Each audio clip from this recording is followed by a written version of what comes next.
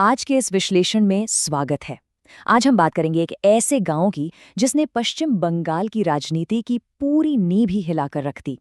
मतलब राजनीति विज्ञान के नजरिए से देखें तो ये महज एक चुनाव की कहानी नहीं है, बल्कि सत्ता, भूगोल और लीडरशिप के बीच बदलते रिश्तों का एक जबरदस्त केस स्टडी है। तो चलिए सीधे मुद्दे पर आते हैं। क्या ये ऐतिहासिक घटना सिर्फ एक जमीन का मामूली विवाद था, या फिर एक ऐसा बड़ा ट्रिगर जिसने पूरे क्षेत्र की सत्ता को पलट कर रख दिया? किसी भी राजनीतिक ढांचे को समझने के लिए ये देखना बहुत दिलचस्प होता है कि कैसे एक छोटी सी चिंगारी दशकों पुरानी व्यवस्था को खुली चुनौती दे देती है। आज के हमारे इस विश्लेषण में हम इन 6 अहम पहलुओं पर बात करेंगे।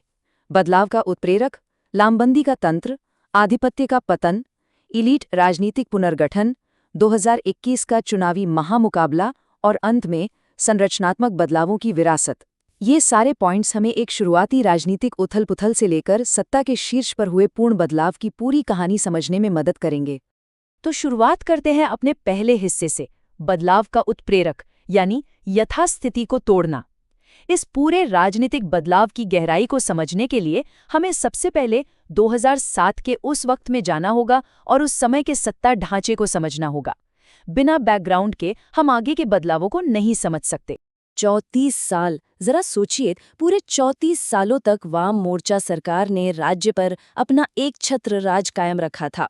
ये कोई छोटी मोटी बात नहीं है, ये एक जबरदस्त संस्थागत ताकत थी। इतने लंबे वक्त तक सत्ता में रहने का सीधा सा मतलब है कि उस सरकार की जड़ें कितनी गहरी रही होंगी और उसे हिलाना कितना मुश्किल रहा होगा। लेकिन फिर आता है साल 2007 और यहीं से बदलाव की असल चिंगारी भड़कती है। हुआ यूं कि तत्कालीन मुख्यमंत्री बुद्धदेव भट्टाचार्य ने पूर्वी मिदनापुर के नंदीग्राम में 10,000 एकड़ का एक बहुत बड़ा केमिकल हब बनाने का प्रस्ताव रखा। इसके लिए इंडोनेशिया के सलिम ग्रुप के साथ डील होनी थी। अब देखिए, जैसी ये बात सामने आई, गांव के लोगों में अपनी जमीन और पहचान को लेकर एक गहरा डर बैठ गया। जाहिर है, जमीन सिर्फ मिट्टी तो होती नहीं, ये तो आजीविका और भविष्य का सवाल होता है। अब आते हैं दूसरे अध्याय पर, लामबंदी का तंत्र यानी जमीनी प्रतिरोध। आइए देखते हैं कि कैसे जमीन खोने के इस डर ने एक बहुत ही संगठित चुनौती का रूप ले लिया। ये वो समय था जहां लोगों की भावनाएं रणनीति में बदल रही थीं। यहाँ राजनीति विज्ञान की एक टर्म समझना बहुत जरूरी है, जमीनी लामबंदी या ग्रासरूट मोबिलाइजेशन। मतलब जब स्थानीय लोग जैसे किसान, महिलाएं और युवा एक साथ मिलकर मौजूदा सत्ता के ढांचे को चुनौती देने के लिए खड़े हो जाते हैं।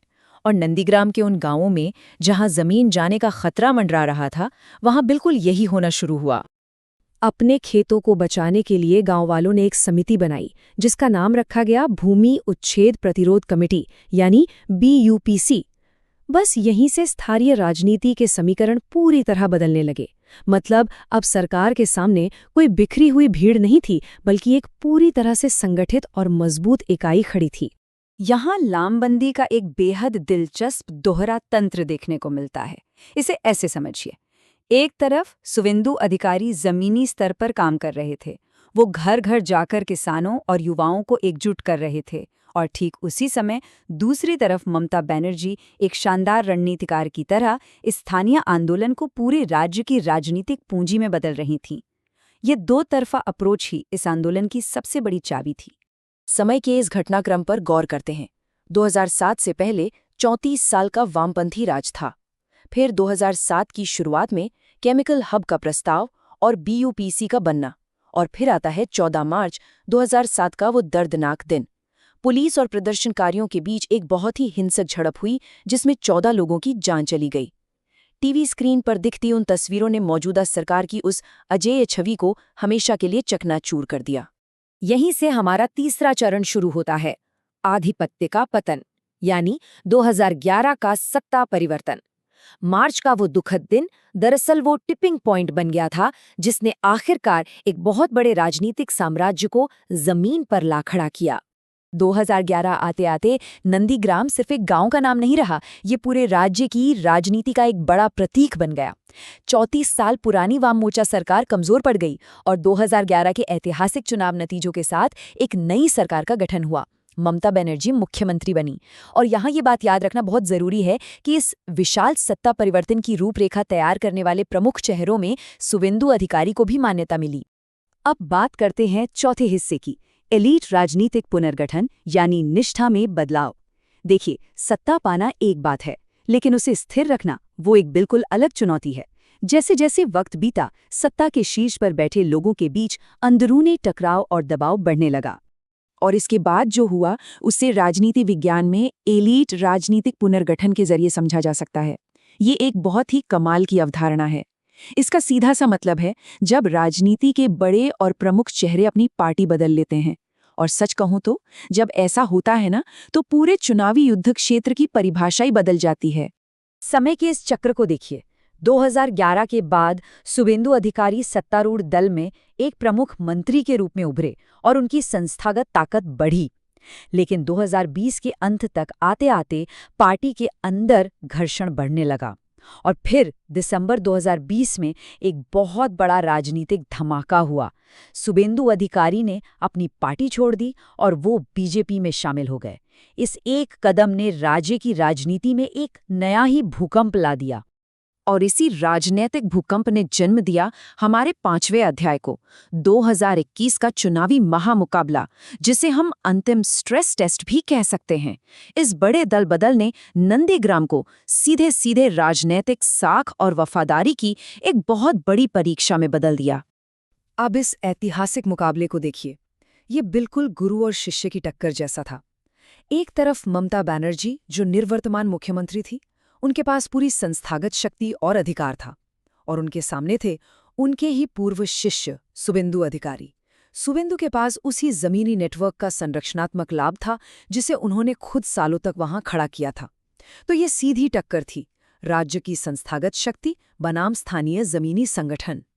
नंदीग्राम का ये रणक्षेत्र किसी राजनीतिक महाभारत से कम नहीं था।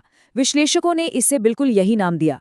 दोनों ही तरफ से धुआंधार प्रचार हुआ, और जब वोटों की गिनती शुरू हुई तो सस्पेंस ऐसा कि बस पूछिए मत। कभी एक उम्मीदवार आगे तो कभी दूसरा।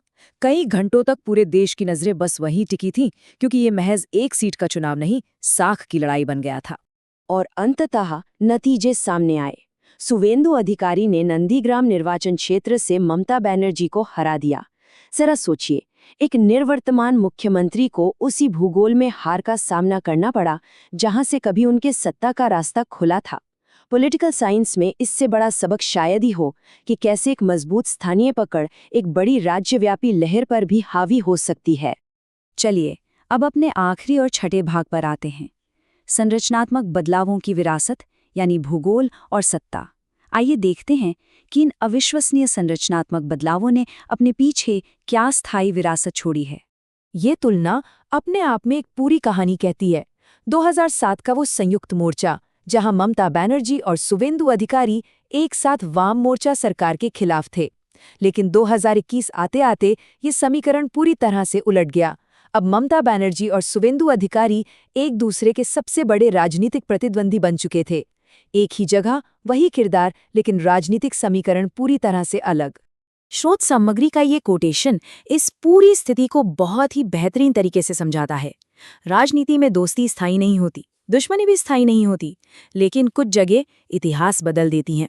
सच में राजनीतिक निष्ठाएं बदल जाती हैं, राजनेता अपना पाला बदल लेते हैं, लेकिन नंदीग्राम जैसी जगहें सत्ता परिवर्तन का एक ऐसा निशान बन जाती हैं जो इतिहास के पन्नों में हमेशा के लिए दर्ज हो जाता है। और इसी के साथ हम एक बहुत ही गहरे सवाल पर आकर रुकते हैं। क्या शुवेंदु अधिकारी ने राजनीति बदली या फिर नंदीग्राम ने नेताओं को ही बदल दिया? जब किसी एक जगह का स्थानीय भूगोल राष्ट्रीय स्तर की राजनीति का भविष्य तय करने लगे तो ये सोचने वाली बात है ना। इस केस स्टडी से ये तो साफ है कि राजनीति में कभी कुछ भी स्थायी नहीं होता। खैर, आज के इस विश्लेषण में इतना ही। ऐसे ही किसी और दिलचस्प विषय के साथ फिर मुलाकात होगी।